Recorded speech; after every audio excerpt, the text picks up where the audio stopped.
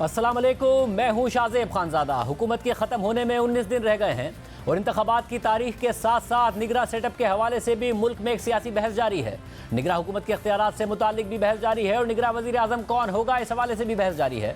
Chairman PTI ने भी इस पर अपना रद्द-ए-अमल दे दिया है। इस बहस को नया रुख गुज़िश्ता रोज़ सहाफ़ी शहबाज राना की खबर ने दिया, जिसमें लिखा था कि वफाकी काबीना के ज़राए के मुताबिक नून लीग इक़्तिसादी पॉलिसियों पर अमल दरामद को यकीनी बनाने के वसीतर मंसूबे के तहत निगरां वज़ीर आज़म के लिए इसहाक डार का नाम तजवीज़ करने पर गौर कर रही है। इस बारे में हतमी फैसला अगले हफ्ते पीपल्स पार्टी के साथ मुशावरत से किया जाएगा। खबर के मुताबिक नून लीग के ज़राए का कहना है कि हुकूमत इलेक्शन एक्ट 2017 के सेक्शन 230 में तरमीम पर गौर कर रही है, जो निगरां सेटअप को मुआशी फैसले करने का इख्तियार देगा। इलेक्शन एक्ट में तरामीम आइंदा हफ्ते कौमी असम्बली में पेश की जा सकती हैं। इन तरामीम से निगरां हुकूमत को मईशत की बहाली के लिए ज़रूरी फैसले करने का मौका मिलेगा।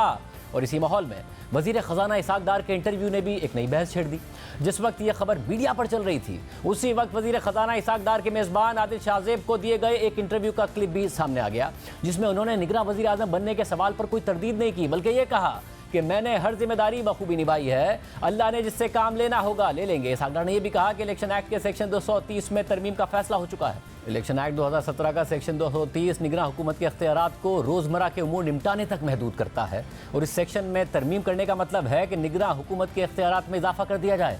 इसहाक डार की बात को आज वज़ीर आज़म शहबाज शरीफ ने भी आगे बढ़ाया है और कहा है कि निगरां हुकूमत को मईशत की बहाली के लिए जो इक़दाम करने हैं, इसके लिए इनेबलिंग लेजिस्लेशन कर रहे हैं ताकि वक्त का ज़िया ना हो।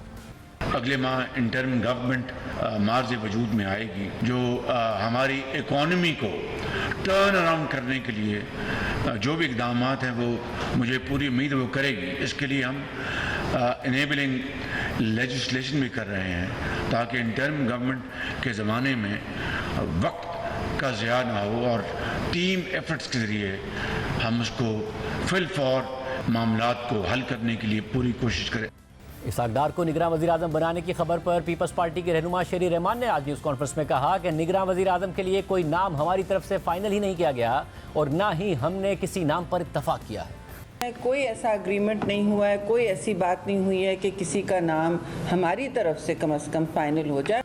इसके अलावा आज सुप्रीम कोर्ट में पेशी के मौके पर सहाफ़ियों से गैर रस्मी गुफ्तगू के दौरान चेयरमैन PTI से सहाफ़ी ने सवाल किया कि क्या इसहाक डार बतौर निगरां वज़ीर आज़म आपको कबूल होंगे। इस पर चेयरमैन PTI ने कहा कि इससे बड़ा कोई मजाक नहीं हो सकता। इस पर वज़ीर दिफा ख्वाजा आसिफ ने इस खबर पर कहा है कि इसहाक डार की नामजदगी के मामले पर हुकूमत के अंदर से लोगों ने कहा है कि ये बात कानूनी तौर पर आगे नहीं बढ़ेगी और ये पहले दिन से इलेक्शन के अमल पर एक सवालिया निशान होगा। वज़ीर दिफा ख्वाजा आसिफ साहब खुद हमारे साथ मौजूद हैं। ख्वाजा साहब, बहुत शुक्रिया मशवरा ज्वाइन करने के लिए। ख्वाजा साहब, ज़ाहिर है ये खबर चलती रही, आगे बढ़ती रही। अगर कोई कैटेगोरिकल डिनायल आया है नून लीग की तरफ से तो वो आपकी तरफ से है और आपने बड़ा कैटेगोरिकल कहा है कि it will not sell through. कानूनी तौर पर और आईनी तौर पर भी विद इन गवर्नमेंट लोगों ने कहा कि ये सेल थ्रू नहीं होगा। विद इन नून लीग कहा या विद इन गवर्नमेंट इत्तेहादियों ने कहा? बिस्मिल्लाहिर्रहमानिर्रहीम। शाहज़ेब, मैं कल शाम से इस चक्कर में फंसा हुआ हूँ, तो मेरा अपना ख्याल है कि मीडिया के किसी जिम्मेदार ही मैं कहूँगा साहब ने ये चीज़ जो है इसका कोई इंदिया दिया, जिसके बाद ये ख़बर जो है मीडिया ने उसको बिल्डअप करना शुरू कर दिया। लेकिन जो मेरी अंडरस्टैंडिंग है, जो डार साहब ने किसी ऐसी ख्वाहिश का इजहार नहीं किया, ना कोई ऐसी बात हमारी किसी मीटिंग में हुई है, ना कोई इस किस्म का कोई इनिशिएटिव है। क्योंकि वजह ये है कि ये हमने अकेले तो फैसला नहीं करना। ये फैसला जो है सबसे पहले ये फैसला जो है कोलिशन पार्टनर्स ने करना है। उसके बाद जो है इत्तफाक राय होगा, तो उसके बाद जो है हमने जो है अपोजिशन जो है उससे भी मशवरा करना है और ये सब देखभाल की करना है कि कानून या जो हमारी आपस में जो बातचीत हुई है, माजी में भी हुई है, मिसाक जमहूरियत भी उसमें है, उसके बाद जो है कानून भी हैं, फिर जो है पॉलिटिकल एक एथिक्स भी है कि मसला आप मुझे बैठा देंगे किसी ऐसे ओहदे पे जिसमें जो है कोई इम्पार्शियल आदमी होगा, तो मैं समझता हूँ कि ये चीज़ दुरुस्त नहीं होगी, ये चीज़ एक्सेप्टेबल नहीं होगी और मुझे उसकी जो है फौरी तौर के ऊपर जो है बजाय जो है कि मामला जो है वो स्पेकुलेशन में चले जाएं, उस स्पेकुलेशन को जो है फौरी तौर पे दम तोड़ देना चाहिए, जो है उसमें इंटरवीन करके कि ये चीज़ जो है ये मैं ज़रा थोड़ा सा मोहतात होकर बात कर रहा हूँ कि मेरा बड़ा अजीज़ भाई है इसहाक डार, और ये बात जो है मेरा ख्याल है कि मीडिया ने जिस तरह इसको बिल्डअप किया है, अब एक बड़े मोतबर बड़े मायानाज जो है एक एंकर पर्सन है, उन्होंने लिखा है जी कि मैंने जो कुछ कहा है मैं शहबाज शरीफ के कहने पे था। मैं आपकी जो है वसातत से मैं ये कहना चाहता हूँ कि इस प्रोग्राम में कि ये मैंने किसी के कहने पे नहीं किया, ये बात स्पेकुलेशन है और इस चीज़ की गुंजाइश जो है ना कानून में है, ना हमारे सियासी अरेंजमेंट्स में है, और ना हमारे जो माजी के अंदर जो भी आपस में जो गुफ्तो शनीद हुई है इंटरिम गवर्नमेंट के बारे में, ना उसमें है। उनको एम्पावर करना इंटरिम गवर्नमेंट को एक और चीज़ है। वैसे मैं ये एम्पावर वाले मामले पर आ रहा हूँ, बट मैं फिर जानना चाहूँगा कि आपका मौका बड़ा कैटेगोरिकल है। आपने कहा कि जब एक रिस्पॉन्सिबल ऑफिस बेरर और वजीर और क़यादत के इंतहाई करीब एक शख्सियत जो है, अगर वो इंटरिम प्राइम मिनिस्टर का बने, हालांकि इंटरिम प्राइम मिनिस्टर तो एक अंपायर होता है, तो it will not stand the test of public scrutiny and media. और ये आपकी राय है या नून लीग के अंदर आपकी क़यादत की भी राय है? क्योंकि नवाज शरीफ के बहुत करीब हैं, मरीम नवाज साहबा के डार साहब बहुत करीब हैं, उन्हें भी ये बड़ी क्लियर है कि भाई ये स्क्रूटनी को स्टैंड नहीं कर पाएगा, ये सेल थ्रू नहीं हो पाएगा। जो बात आप कह रहे हैं या फिर है ख्वाहिश नवाज शरीफ साहब की कि किस तरह डार साहब बन जाए? देखिए, मैंने बिल्कुल आपको हल्फन बात कह रहा हूँ, हालांकि जिन साहब का मैं नाम नहीं लेना चाहता, वैसे ही कंट्रोवर्सी हो जाएगी। मैं हल्फन आपको कहता हूँ कि मेरी किसी अपनी पार्टी के बंदे से बात नहीं। मैंने जो कल रात या आज जो है मैंने अपना एक जाती जो भी मेरी समझ अकल है, थोड़ी बहुत मेरे पास कुछ ज़्यादा अकल नहीं है, मैं उसके मुताबिक जो अंडरस्टैंड किया कि हमें एक ऐसा अगले 3 महीने में एक ऐसा जो है क्या नाम है माहौल जो है रखना चाहिए जिसके अंदर इलेक्शन की क्रेडिबिलिटी के ऊपर कोई उंगली ना उठ सके। ये हमारी पहली तरजीह होनी चाहिए, क्योंकि हमारे जो मुखालफीन हैं, पीटीआई है जो हमारे जो मुखालफीन है, वो बंदा उसके नज़दीक जो है कोई रूल, कोई रेगुलेशन, कोई अखलाक, कोई चीज़ नहीं है, कोई उसके करीब से फटक नहीं गुजरी हुई। हमें मौका नहीं देना चाहिए कि लोग हमारी उंगलियां उठाएं। और मुझे यकीन है कि डार साहब ने कोई इस किस्म की ख्वाहिश का इजहार नहीं किया।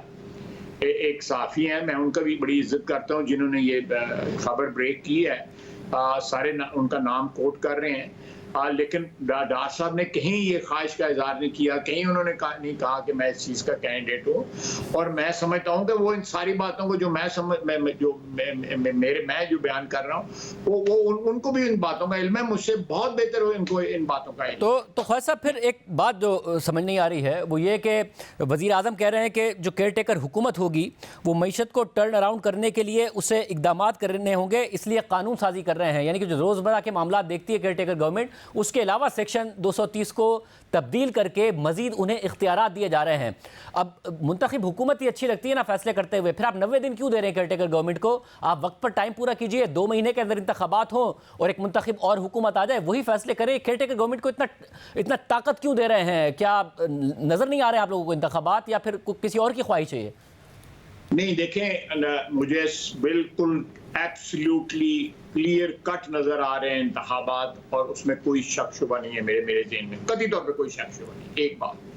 दूसरी बात यह है कि ये हमारे साथ जो एक्सपीरियंस हमारा हुआ है IMF के साथ, और जो भी सेटल हुआ है, अब हमने मियाँ साहब ने, मियाँ शहबाज साहब ने ये बड़ी बात जो है वाशगाफ अल्फाज में कही कि मैं ज़र्रा भर भी जो है ना वो खिलाफ वर्जी जो है बर्दाश्त नहीं करूँगा IMF की। तो ये हमारा फेयर है कि कहीं इस इंटरिम पीरियड में कोई ऐसी बात ना हो जाए जिससे जो है ये अरेंजमेंट जो IMF के साथ जो हमने तय किया है उसमें को रखना आए।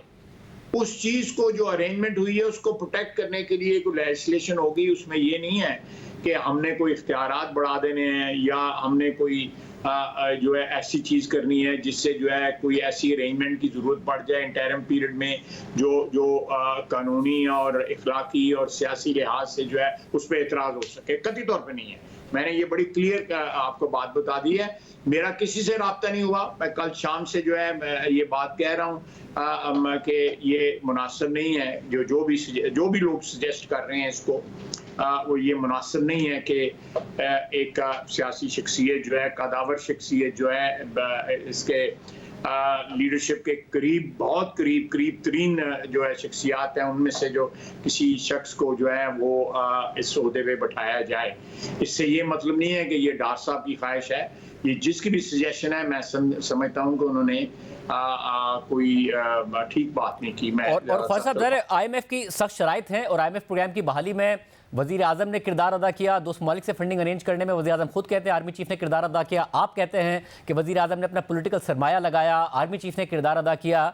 तो क्या ऐसा है कि इदारे चाहते हैं कि कंटिन्यूटी के लिए एक माहिर मईशत हो जो कि केयर टेकर गवर्नमेंट को चला रहा हो, और अब आप लोग चाहते हैं कि फिर अगर माहिर मईशत हो तो वो हमारी ही तरफ से हो, कोई सियासतदान हो जिसमें हमें कम से कम ये भरोसा हो कि वो वक्त पे डिलीवर भी करेगा इलेक्शन? हमने शाहजेब इस किस्म की किसी ख्वाहिश का इजहार नहीं किया। ये माहिर मईशत जो है वो भी कंसेंसस के साथ ढूंढा जा सकता है कि फाइनेंस मिनिस्टर कौन हो जो इस प्रोग्राम को बगैर किसी शक शुबे के, बगैर किसी इन्फ्लुएंस के जो है, जिस तरह एग्री हुआ है हमारी हुकूमत में, कोलिशन हुकूमत की और IMF के दरमियान, उसको महफूज तरीके से जो है सेल थ्रू करा दे अगले 3 महीने। बस इतनी बात, और कोई बात नहीं। और वजीर आजम का फिर माहिर मईशत होना लाजमी नहीं है। फाइनेंस मिनिस्टर आप कह रहे हैं माहिर मईशत हो ताकि इन शराइत की पाबंदी करता हो। नहीं, बिल्कुल सही बात है। मैं बिल्कुल ये सजेस्ट करूंगा कि फाइनेंस मिनिस्टर ऐसा होना चाहिए जिसको इन बातों की अंडरस्टैंडिंग होनी चाहिए, जो हमारी कमिटमेंट्स हुई हैं IMF के साथ वो उसकी समझ में होनी चाहिए, उनकी सैंक्टिटी को जो है वो प्रोटेक्ट कर सके। ये ना हो कि वो टिंकर किया जाए इस दौरान जो है, जिससे ये खुदा न खास्ता कोई सिचुएशन जो है वो दोबारा कोई एडवर्स पैदा हो जिसको हमसे संभाला ना जा सके। आप देखें, ये बिल्कुल जिस तरह गोली कान के करीब से गुजर जाती है ना, इस तरह डिफॉल्ट जो है हमारे कान के करीब से गुजर के गया है। तो लेट्स बरी इट फॉरएवर। ये बात दुरुस्त है कि डिफॉल्ट बिल्कुल करीब था। और ख्वाजा साहब, फिर नाम सामने आ जाएंगे और आप ये कह रहे हैं कि कोई ऐसी बात नहीं होगी कि जिसमें कोई आप ही की जमात का रहनुमा या फिर क़यादत के करीब शख्स या फिर पीपल्स पार्टी का या किसी और पार्टी का वो हमें केयर टेकर गवर्नमेंट में नज़र आ रहा हो और सवाल उठ रहा हो कि जी ये तो न्यूट्रल है ही नहीं, जिसकी आप बात कर रहे हैं कि जो सेल थ्रू भी करे और टेस्ट ऑफ पब्लिक स्क्रूटनी और मीडिया की जो स्क्रूटनी है उसको भी स्टैंड कर सके। ऐसा ही केयर टेकर सेटअप होगा। बिल्कुल ये एहतियात करनी पड़ेगी, हमें बड़ा मोहतात रहना पड़ेगा। देखें, मैं पाकिस्तान में 75 साल तारीख में हर इलेक्शन के ऊपर सवालिया निशान जो है उठाए गए हैं या उनके ऊपर सवालिया निशान बना है। तो अगर ये इलेक्शन जिसमें एक शख्स जो है जिसके नज़दीक फेयर अनफेयर कोई चीज़ नहीं है, हर चीज़ में रोन डालने वाला बंदा है और वो डेस्परेट हुआ है, उसके लिए जो है ये अगले चंद दिन या 2-4 हफ्ते जो है वो बड़े क्रूशल हैं और वो इसमें हर हरबा इस्तेमाल करेगा। हमें कोई ऐसा कदम नहीं उठाना चाहिए जिसके ऊपर जो है कोई ऐसी उंगली उठा सके या उसको पॉइंट आउट कर सके कि ये they are bent upon doing something wrong. ये मैं मौका नहीं देना चाहिए। मेरी सिर्फ इतनी है, मुझे किसी ने मशवरा नहीं दिया, मैं बगैर मशवरे बात कर लेता हूँ, ये इनिशिएटिव मैं ले लेता हूँ। मेरी लीडरशिप भी बर्दाश्त कर लेती है, मैं उनका शुक्रगुजार हूँ, मेरी पार्टी भी बर्दाश्त कर लेती है, लेकिन आदत है, अब इस उम्र के अंदर ये आदतें तो नहीं जाती जो मेरी आदत है। बहुत शुक्रिया। ख्वाजा आसिफ साहब कैटेगोरिकल डिनाई कर रहे हैं इसहाक डार साहब के हवाले से और कह रहे हैं कि न्यूट्रली सेटअप होगा ताकि पूरे इलेक्शन मैकेनिज्म पर, प्रोसेस पर सवाल उठाने का किसी को मौका ना मिले। एक बड़ी वाज़ेह किस्म की तरदीद इस हवाले से आई है। पीपल्स पार्टी के रहनुमा शेरी रहमान साहब हमारे साथ मौजूद। शेरी रहमान साहब, बहुत शुक्रिया मशवरा ज्वाइन करने के लिए। ख्वाजा आसिफ साहब हमारे साथ मौजूद थे, उन्होंने कैटेगोरिकली डिनाई किया है कि इसहाक डार साहब को सोचा जा रहा है कि उन्हें निगरान वज़ीर आज़म बनाया जाए। वो ये भी कह रहे हैं कि जी जो होगा इत्तेहादियों के साथ मिलकर आगे बढ़ा जाएगा, कोई ऐसा नहीं होगा कि जिसकी वजह से इलेक्शन कंट्रोवर्शियल हो जाए कि हमारी पार्टी का या किसी और जमात का कोई सीनियर रहनुमा हो या क़यादत के करीब शख्स हो। पीपल्स पार्टी भी क्लियर इस बात में कि एक न्यूट्रल सेटअप ही आएगा जिसका पार्टी से ना ताल्लुक़ होगा और ना ही क़यादत से कोई करीबी ताल्लुक़ होगा। जी शुक्रिया शाहजेब। देखिए, ख्वाजा आसिफ साहब ने जो कहा है वही बात हम कह रहे हैं, किसी का, पहले तो मैं ये कहूँ कि हमने किसी के नाम पर ऑब्जेक्ट नहीं किया। कल से ख़बर चली हुई थी, गर्म थी, कि शाम तक मुस्तनद ज़राए से कि पीपल्स पार्टी ने नाम अग्री कर लिए हैं कुछ नून लीग के साथ। पहले तो ऐसा नहीं हुआ था ना। और जहाँ डार साहब की बात आई, देखिए वो अभी मैं उनकी इकोनॉमिक कोऑर्डिनेशन कमेटी से उठ के आई हूँ, उनकी क़यादत में। हमारा बहुत पुराना वर्किंग रिश्ता है। ये इसमें दरार डालने की जो कोशिश की जा रही है अजीबो गरीब सी, अभी किसी चैनल ने कहा कोई दरार नहीं है, we are working together all of us, हम सब एक साथ काम कर रहे हैं। लेकिन बात सिंपल सी है जी, हमने कहा है दो चीज़ें, कि हमसे कोई नाम इस तरह का शेयर नहीं किया गया, तो क़यास की बुनियाद पर मेहरबानी करें, ना कहें कि पीपल्स पार्टी ने पता नहीं कितने कितने नामों पर हामी भर ली है या कितने नाम फ्लोट किए हैं। ऐसा कुछ नहीं हुआ है। कमेटी बना दी गई है, उनकी मशावरत से होते होते, और सब इसमें और भी कोalition मेंबर्स हैं, होते होते बात ऊपर तक क़यादत जाएगी, वो तय करेंगे, फिर वो अपोजिशन मेंबर के पास जाएगी। और जहाँ तक पीपल्स पार्टी का ख्याल है जी, मुझे तो ये कहा है कि वी प्रेफर कि थोड़ा सा इसमें गैर जानिबदारी का अंसर हो। कुछ लोग कहते हैं कि जी हम चाहते हैं कि ऐसे ब्यूरोक्रेट ना आ जाए, ये कुछ दोस्तों की राय है। लेकिन पीपल्स पार्टी ने मुझे तो ख़ास तौर पे यही कहा है लीडरशिप ने कि हम गैर जानिबदार प्रेफर करते हैं, न्यूट्रल हो, क्योंकि इस वक्त केयर टेकर सेटअप है। केयर टेकर सेटअप नहीं होते हैं तो फिर एक और सिस्टम ही होता है, वो जिस पे अलग बहस हो सकती है। तो शेख साहब, इस बात में क्या कोई शक है पाकिस्तान पीपल्स पार्टी को कि इलेक्शंस प्रोलॉन्ग ना हो जाए, कहीं मामला और केयर टेकर सेटअप प्रोलॉन्ग ना हो जाए, या आप कन्विंस्ड हैं कि इलेक्शन टाइम पर हो जाएंगे, कोई मसला नहीं है, 60 में नहीं तो 90 दिन में हो जाएंगे अगर पहले हुकूमत जाती है? जी देखिए, 60 से 90 दिन तो आइन की एक टाइम में ही है ना, वो मुख्तस किया गया है और उसके मुताबिक होगा, जमहूरी और आइनी क़दरों के मुताबिक। तो ये तो ठीक है हमारे लिए, लेकिन इससे आगे होना या टाइम पे नहीं होना, ये एक ज़ाहिर सवाल निशान तो उठेगा। और फिर पाकिस्तान वैसे भी मुश्किल हालात से गुज़र रहा है, तो बेहतर हम समझते हैं, और हमने हमेशा पासदारी की है आइन की, कि जी टाइम पर हो और आइन के मुताबिक हो। आइन में कोई गुंजाइश नहीं है जी कि जब एक इलेक्शन हो मतलब एक असेंबली की मुद्दत ख़त्म हो गई है, गवर्नमेंट घर चली गई है, तो केयर टेकर प्रोलॉन्ग हो। मुझे तो नहीं पता कौन सी शिक है जिसके मुताबिक ऐसा होता है। मगर ऐसा भी है कि फिर केयर टेकर सेटअप के पास सिर्फ डे टू डे जो हुकूमत चलाने के इख्तियारात होते हैं। मगर आज वज़ीर आज़म ने भी कहा, उससे पहले डार साहब ने भी कहा कि हम तरमीम कर रहे हैं, और क्योंकि IMF की शराइत हैं, रिफॉर्म्स इकनॉमिक करने हैं, तो केयर टेकर सेटअप के इख्तियारात बढ़ाए जा रहे हैं। मतलब अगर इतनी ज़्यादा ज़रूरत है तो इससे बेहतर नहीं है कि फिर 60 दिन के अंदर इंतखाबात हों, असम्बलियाँ अपना टर्म पूरा करें, फिर आगे बढ़ा जाए? क्यों इख्तियारात दे रहे हैं? जी इस पर डिस्कशन होना चाहिए और शायद हो भी रहा है कमेटी में। ये एक व्यू है।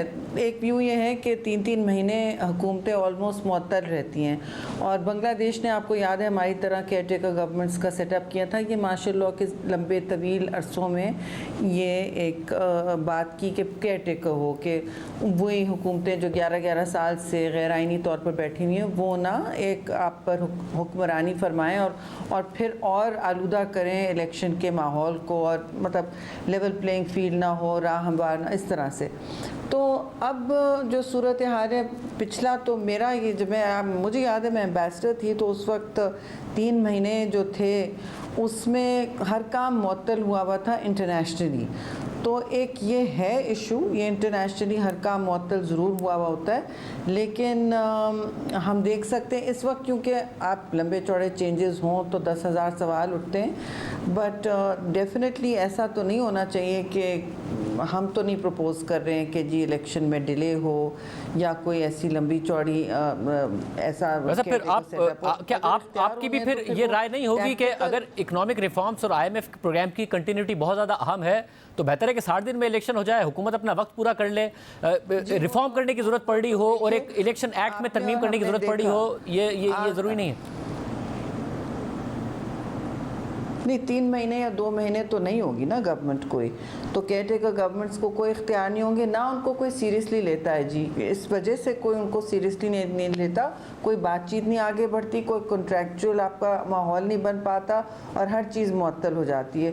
तो यस, आपकी बात में भी वज़न है, लेकिन ये एक मेरी तरफ से ये सबमिशन, मुझे याद है कि ये 3 महीने 2 महीने हर काम इस तरह का, इस नौइयत का मल्टीलैटरल जो है, जो एक्सपोजर हमारा हुआ है, जिस हवाले से इतने आखिरी वक्त पर शहबाज शरीफ प्राइम मिनिस्टर साहब ने जिस तरह उसको संभाल लिया पेरिस में एक मीटिंग के बाद, उधर ही अब तक पे था और वो बड़ी हम मुश्किल से बचे हैं जी, बिल्कुल अब तक बात आ गई थी, बड़ी मुश्किल से बचे हैं। तो ऐसा ना हो कि सोच शायद ये होगी कि ऐसा ना हो कि वो कॉम्प्रोमाइज़ हो जाए, लेकिन हाँ बिल्कुल बेहतरी इसी में होती है कि आप आगे चलते रहें और अपने आइन के मुताबिक रहें। अच्छा, मगर क्या आप केयरटेकर गवर्नमेंट को इख्तियारात दे दें और बाद में केयरटेकर गवर्नमेंट ही कंटिन्यू करे और इंतखाबात लेट हो जाएं? हालांकि आप लोगों की ख्वाहिश है, नून लीग भी कह रही है कि हम चाहते हैं कि वक्त पर इंतखाबात हो, इस बात का कोई डर नहीं है कि ऐसा ना हो कि हम इख्तियारात दे दें और फिर मामला चलता ही जाए? मैं जी आप बिल्कुल, ये बात ज़रूर मेरे ख़्याल में कमेटी में ज़ेर बहस आनी चाहिए और ये भी बात तय करनी। देखिए, हाथ में तो आप ही के हैं ना, आपने केयर टेकर्स को बनाना है, आपने फिर बड़ी जमातें हैं, इलेक्शन में जाना है, सब चाहेंगे कि इलेक्शन टाइम पर हो। और अगर ये हम बात सब के सब कह दें तो फिर हम भी तो जवाबदेह हैं आपके सामने। आप ही हमसे ये सवाल पूछेंगे ऊंची आवाज़ में कि आपने तो कहा था इलेक्शन टाइम पे होना चाहिए, अब आप क्यों कह रहे हैं कि नहीं हो। ये भी तो मैं समझती हूँ हम सब अगर कह दें और बार बार इस बात पर कायम रहें तो बेहतरी होगी मुल्क के लिए। बहुत शुक्रिया शरीर रहमान साहब की गुफ्तगू आपने सुनी। प्रोग्राम में ब्रेक शामिल करेंगे। एक इंतहाई अफसोसनाक वाक़या पेश आया है, उसकी तफसीलात आपके सामने रखेंगे क्योंकि उस पर एक्शन लेना और मुंतज़ के अंजाम तक पहुँचना लाजमी है। ब्रेक के बाद आज एक छोटी बच्ची पर जालिमाना तशद्दुद की दिल दहला देने वाली खबर सामने आई है और इल्ज़ाम लग रहा है कि इस्लामाबाद के एक सिविल जज की अहलिया ने रावलपिंडी के अपने घर में बच्ची को चोरी के इल्ज़ाम में तशद्दुद का निशाना बनाया और बर वक्त इलाज ना कराने पर बच्ची की तबीयत बुरी तरह ख़राब हो गई है और इसी हालत में बच्ची को जल्दबाजी में उनके वालिदैन के हवाले कर दिया गया। 14 साला रिजवाना को जब आज सरगोदा के अस्पताल में दाखिल कराया गया तो ये तफसीलात सामने आई कि बच्ची के सर और माथे पर गहरे चोट के निशानात हैं और वक्त पर इलाज ना कराने की वजह से बच्ची के सर पर कीड़े पड़ गए हैं, होंठ सूजे हुए हैं, नाक पर खून के धब्बे हैं, जिस्म के मुतादिद हिस्से फ्रैक्चर हो चुके हैं, दोनों बाजुओं समेत बच्ची के पैर पर जख्म के निशानात हैं। इब्तिदाई मेडिकल रिपोर्ट के मुताबिक बच्ची के सर समेत जिस्म पर 15 जगह चोटों के निशानात हैं और बच्ची के अंदरूनी आज़ा भी मुतासिर हैं। बच्ची की नाजुक हालत की वजह से उन्हें सरगोदा से आज लाहौर जनरल अस्पताल मुंतकिल कर दिया गया है, जहाँ इस वक्त उनका इलाज चल रहा है। इब्तिदाई तफसीलात के मुताबिक 14 साला रिजवाना का ताल्लुक 88 शुमाली सरगोदा से है। उनके वालिद सब्ज़ी फरोश हैं।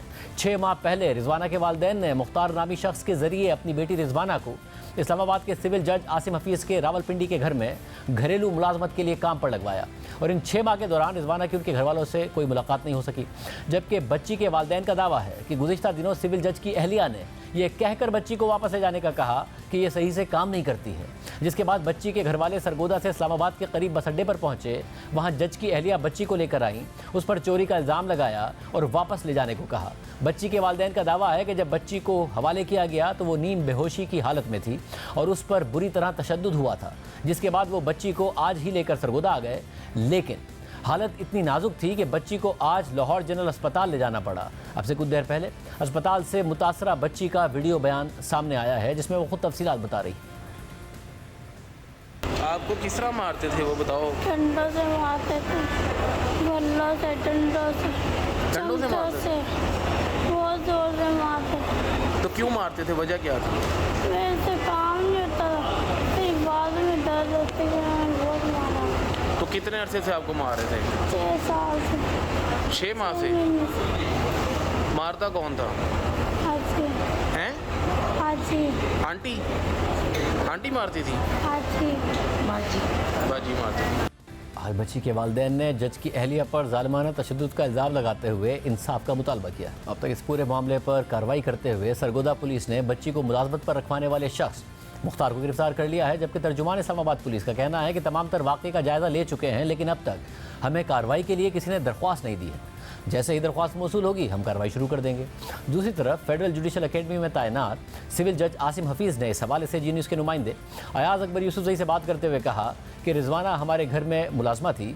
बच्ची ने 1 माह कबल गमलों से मिट्टी खाई जिसकी वजह से उसकी स्किन ख़राब हो गई।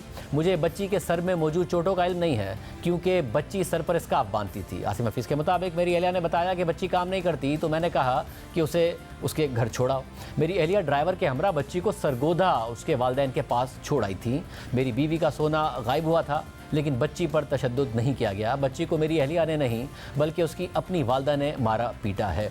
यानी जो साहब हैं वो इल्ज़ाम खुद बच्ची के वालिदैन पर लगा रहे हैं। मगर सवाल यह है कि बच्ची के वालिदैन के मुताबिक तो कल ही बच्ची को वालिदैन के सुपुर्द किया गया है लेकिन बच्ची के जिस्म पर कुछ गहरे देरीना ज़ख्म भी मौजूद हैं। आज लाहौर जनरल अस्पताल के MS डॉक्टर खालिद ने जियो न्यूज़ से बात करते हुए कहा है कि मुतासरा बच्ची पर तशद्दुद हुआ है।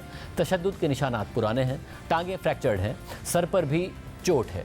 इस पूरे मामले पर मौक़िफ़ लेने के लिए हमने जज आसिम हफीज़ से रब्ता किया, उन्हें प्रोग्राम में आने की दावत भी दी मगर उन्होंने जवाब नहीं दिया। लेकिन लाजमी है कि इस मामले की बग़ैर किसी असर रसूख और दबाव में आए तहकीकात की जाएँ। प्रोग्राम में भी शामिल करते हैं। चेयरमैन PTI आज मुख्तलिफ अदालतों में पेश हुए और अपनी ज़मानतों में तौसी हासिल कर ली लेकिन एक केस में उन्हें कल ही गिरफ्तार करने का हुक्म सामने आ गया है और ये केस इलेक्शन कमीशन की मुसलसल तौहीन से मुताल्लिक है जिसमें कुछ दिन पहले PTI के साबिक तर्जुमान फवाद चौधरी बाकायदा माफ़ी मांग चुके हैं और अपने बयानात की तमाम तर जिम्मेदारी पार्टी पॉलिसी को करार दे चुके हैं। यानी चेयरमैन PTI पर इस केस की बड़ी जिम्मेदारी फवाद चौधरी डाल चुके हैं। लेकिन आज चेयरमैन PTI की मुसलसल अदम पेशी पर इलेक्शन कमीशन ने उनके नाकाबिले ज़मानत वारंट गिरफ्तारी जारी कर दिए हैं और कल उन्हें गिरफ्तार करके पेश करने का हुक्म दे दिया है। इस केस में चेयरमैन PTI के साथ फवाद चौधरी और असद उमर भी नामजद हैं। उन पर इल्ज़ाम है कि गुज़िश्ता साल उन्होंने इलेक्शन कमीशन और चीफ इलेक्शन कमिश्नर के खिलाफ नाज़ेबा ज़बान इस्तेमाल की थी, तौहीन आमेज़ मुहिम चलाई थी। इस हवाले से आज 8:30 बजे पहले खबर आई कि चेयरमैन PTI इलेक्शन कमीशन के नाकाबिल ज़मानत वारंट से मुताल्लिक बनी गाला में कानूनी टीम से मुशावरत करेंगे और फिर कुछ देर बाद उनके वकील शेर अफजल मरवत ने कहा है कि चेयरमैन PTI कल इलेक्शन कमीशन में पेश हो जाएंगे। इसके अलावा आतोशा खाना केस में भी पहली बार अदालत के अंदर चेयरमैन PTI पेश हो गए। आतोशा खाना केस में एडिशनल सेशन जज हुमायूं दिलावर की अदालत में गैर मामूली सूरत हाल दिखाई दी। समाज से ज़्यादा अदालती माहौल बहुत चार्ज हो गया। तोशा खाना केस में आज एक तरफ चेयरमैन PTI पहली बार जज के सामने पेश हुए तो दूसरी तरफ जज हुमायूं दिलावर ने बताया कि उन्होंने चेयरमैन PTI के वकील की तरफ से अपनी मुबैना फेसबुक पोस्ट अदालत में लहराने पर इस्लामाबाद हाई कोर्ट और FIA में शिकायत दर्ज करा दी है। जज हुमायूं दिलावर ने रिमार्क्स दिए कि मैंने FIA को फेसबुक पोस्ट से मुताल्लिक लिख दिया है, मैंने इस्लामाबाद हाई कोर्ट को लिखा है कि मुझे भी इंसाफ चाहिए।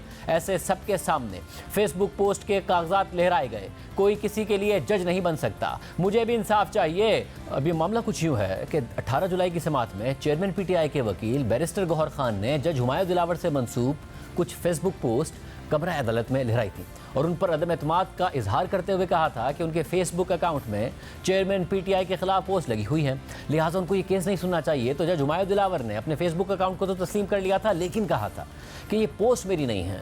चेयरमैन PTI के वकील इस मामले को जुडिशल इंक्वायरी में भी ले जा सकते थे। जज ने चेयरमैन PTI के वकील को मुखातिब करते हुए मजीद कहा था कि PTI जैसे ट्रोलिंग करती है वैसे ही गौहर अली खान ने भी ट्रोलिंग की और कमरा अदालत में सबके सामने पोस्ट दिखा दी। उस समाअत में जज हुमायूं दिलावर ने सोशल मीडिया पर चलाई जाने वाली मुहिम पर तहफ़्फ़ुज़ात का इज़हार किया था और कहा था कि इस्लामाबाद हाई कोर्ट इस मामले को देख सकती है।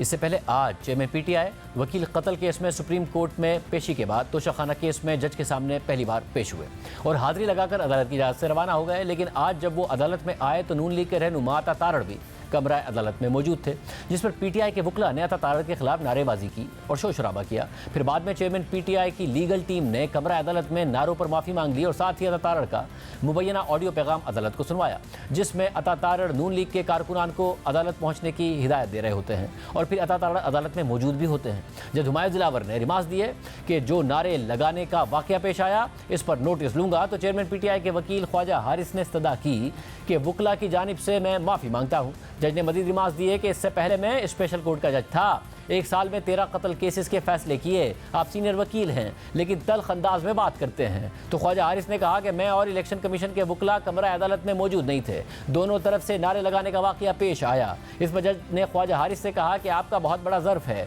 जैसे गवाह को ठंडा करते हैं वैसे आपने अदालत को भी ठंडा कर दिया। जो कुछ हुआ मैं सिर्फ आपकी वजह से खुद को इससे दूर रखूंगा। यूँ ख्वाजा हारिस की इस्तदा पर जज हुमायूं दिलावर ने कमरा अदालत में नारे लगाने पर कार्रवाई न करने का फैसला कर लिया, जबकि आज भी वकील सफाई ख्वाजा हारिस की जानिब से इलेक्शन कमीशन के गवाह पर जिरह जारी रही।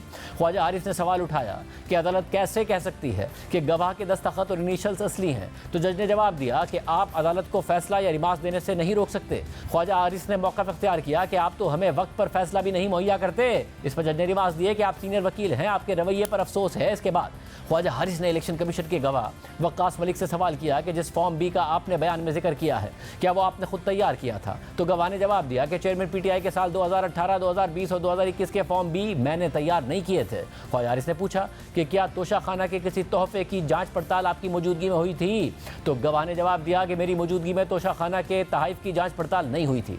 तो ख्वाजा हारिस ने फिर पूछा कि क्या आप तोशाखाना के तहाइफ के माहिर हैं। तो गवाह वक्कास मलिक ने जवाब दिया कि मैं तोशाखाना के तहाइफ की जांच पड़ताल करने का माहिर नहीं हूं। इस पर ख्वाजा हारिस ने सवाल किया कि आपने किसी से जांच पड़ताल करवाई। तो गवाह ने जवाब दिया कि पहले ही कह चुका हूं कि तोशाखाना से मुताल्लिक किसी से मामलत नहीं ली। ख्वाजा हारिस ने पूछा कि चेयरमैन पीटीआई के तहाइफ से मुताल्लिक शिकायत दायर करने से पहले क्या किसी से कोई शहादत ली। तो गवाह ने कहा कि शिकायत दायर करने से पहले मैंने किसी से कोई शहादत नहीं ली। मैंने अपनी शिकायत में लिस्ट तैयार करने वाले किसी गवाह का जिक्र ही नहीं किया। ख्वाजा हारिस ने इस्तफसार किया कि दस्तावेज से नहीं मालूम हो रहा है कि बैंक स्टेटमेंट कंप्यूटर से निकाली गई है। तो गवाह ने जवाब दिया कि मैं माहिर नहीं हूं, कुछ नहीं कह सकता कि ये कंप्यूटर से निकाली गई है या नहीं निकाली गई है। ख्वाजा हारिस ने मजीद पूछा कि क्या स्टेट बैंक से बैंक स्टेटमेंट मंगवाते वक्त आप मौजूद थे। तो गवाह वक्कास मलिक ने जवाब दिया कि जब बैंक स्टेटमेंट आई तो मैं मौजूद नहीं था। इलेक्शन कमीशन ने बैंक स्टेटमेंट मंगवाई थी। इस मौके पर इलेक्शन कमीशन के वकील ने कहा कि हमारा गवाह वक्कास मलिक तोशाखाना का माहिर नहीं है, उसने सिर्फ शिकायत दायर की है। इलेक्शन कमीशन के वकील जब ये बोल रहे थे तो ख्वाजा हारिस ने दौरान जिरह उनकी मुदाखलत पर एतराज़ उठा दिया। इसके बाद गवाह वक्कास मलिक ने कहा कि चेयरमैन पीटीआई ने बयान में कहा कि 5 करोड़ 80 लाख रुपए निजी बैंक अकाउंट में जमा कराए। मेरे पास अथॉरिटी नहीं है कि मालूम करूं कि 5 करोड़ 80 लाख रुपए की रकम कहां से आई। चेयरमैन पीटीआई ने 5 करोड़ 80 लाख रुपए के तहाइफ बेचे, जबकि 2 करोड़ 15 लाख रुपए तोशाखाना में जमा कराए, यानी 3 करोड़ 65 लाख रुपए का मुनाफा हुआ। इस पर ख्वाजा हारिस ने सवाल उठाया कि क्या आपने शिकायत दायर करने से पहले यह सवाल किया कि 3 करोड़ 60 लाख रुपए दूसरे ज़राए आमदनी से जाहिर किए गए थे। तो गवाह वक्कास मलिक ने जवाब दिया कि शिकायत दायर करने से पहले ऐसा कुछ मेरे नोटिस में नहीं आया। चेयरमैन पीटीआई ने मुनाफे पर 90 लाख रुपए से ज़ायद टैक्स अदा किया। आज इस गैर मामूली समाअत के बाद जज हुमायूं दिलावर ने कल सुबह तक समाअत मुलतवी कर दी है, जबकि कल ही तोशाखाना केस से मुताल्लिक चेयरमैन पीटीआई की मुख्तलिफ दरख्वास्तों पर इस्लामाबाद हाई कोर्ट में समाअत मुकर्रर की गई है, जिन पर चीफ जस्टिस आमिर फारूक समाअत करेंगे। आज के प्रोग्राम में इतना ही, इजाज़त दीजिए। अल्लाह हाफ़िज़।